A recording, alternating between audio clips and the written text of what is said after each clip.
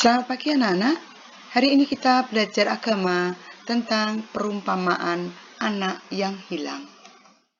Marilah kita awali dengan berdoa. Dalam nama Bapa, Putra, dan Roh Kudus. Amin. Ya Tuhan, kami berterima kasih atas orang tua, sanak keluarga, dan teman-teman yang baik, dan juga menyayangi kami. Ajarilah kami untuk memahami pelajaran tentang anak yang hilang, agar kami mampu mengenali Engkau yang Maha Pengasih dan Maha Pengampun. Amin. Dalam nama Bapa, Putra, dan Roh Kudus. Amin. Mari kita lihat film berikut ini. Yesus berkata lagi, Ada seorang mempunyai 2 anak laki-laki. Kata yang bungsu kepada ayahnya, "Bapa, berikanlah kepadaku bagian harta milik kita yang menjadi hakku." Lalu ayahnya membagi-bagikan harta kekayaan itu di antara mereka. Beberapa hari kemudian, anak bungsu itu menjual seluruh bagiannya itu lalu pergi ke negeri yang jauh. Di sana ia memboroskan harta miliknya itu dengan hidup berfoya-foya. Setelah dihabiskannya semuanya, timbullah bencana kelaparan di dalam negeri itu, dan ia pun mulai melarat. Lalu ia pergi dan bekerja pada seorang majikan di negeri itu. Orang itu menyuruhnya ke ladang untuk menjaga babinya. Lalu ia ingin mengisi perutnya dengan ampas yang menjadi makanan babi itu, tetapi tidak seorang pun yang memberikannya kepadanya. Lalu ia menyadari keadaannya. Katanya, "Betapa banyaknya orang upahan Bapakku yang berlimpah-limpah makanannya, tetapi aku di sini mati kelaparan. Aku akan bangkit dan pergi kepada Bapakku dan berkata kepadanya, Bapa, aku telah berdosa terhadap surga dan terhadap Bapa. Aku tidak layak lagi disebut anak Bapa. Jadikanlah aku sebagai salah seorang upahan Bapa." Maka bangkitlah ia dan pergi kepada bapanya. Ketika ia masih jauh, ayahnya telah melihatnya. Lalu tergeraklah hatinya oleh belas kasihan. Ayahnya itu berlari mendapatkan dia lalu merangkul dan mencium dia.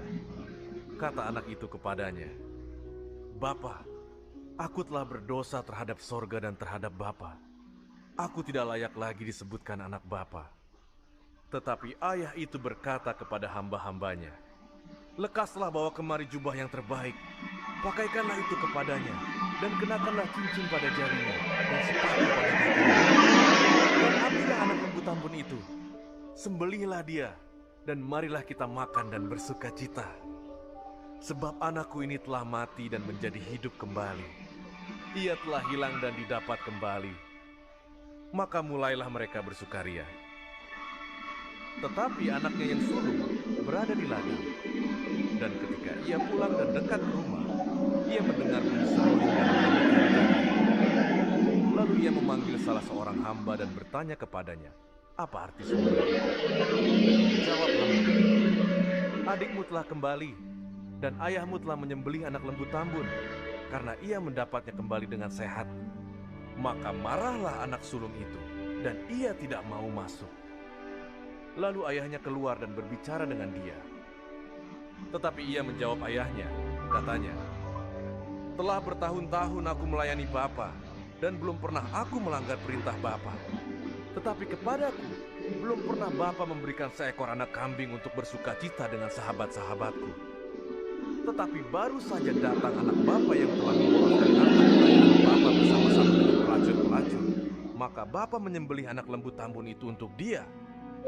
Kata ayahnya kepadanya, "Anakku, engkau selalu bersama-sama dengan aku, dan segala kepunyaanku adalah kepunyaanmu. Kita patut bersuka cita dan bergembira, karena adikmu telah mati dan menjadi hidup kembali.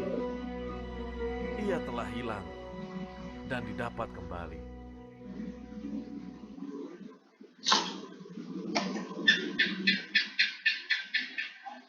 Bagaimana anak-anak?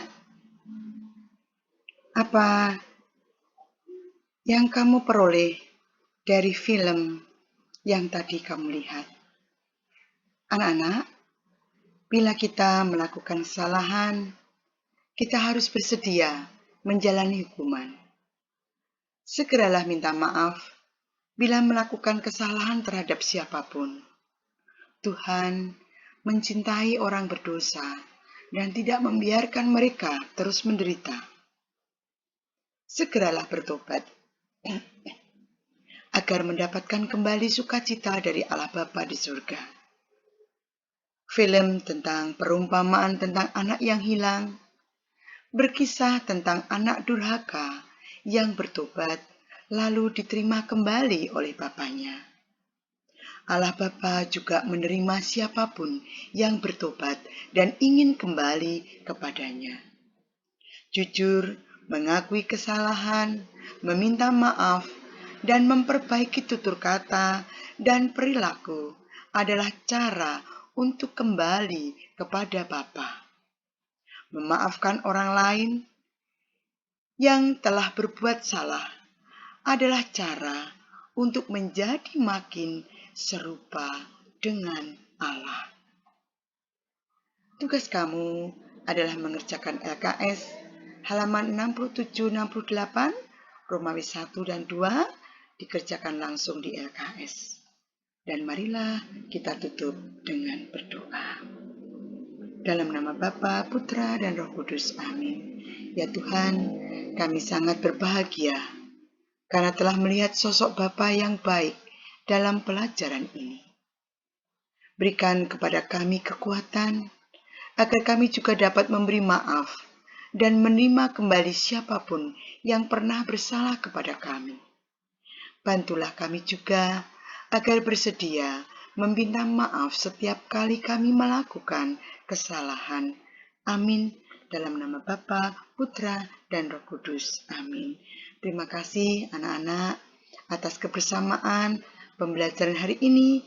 Semoga kita selalu bisa memaafkan orang yang bersalah kepada kita agar damai dan sukacita senantiasa ada di hati kita.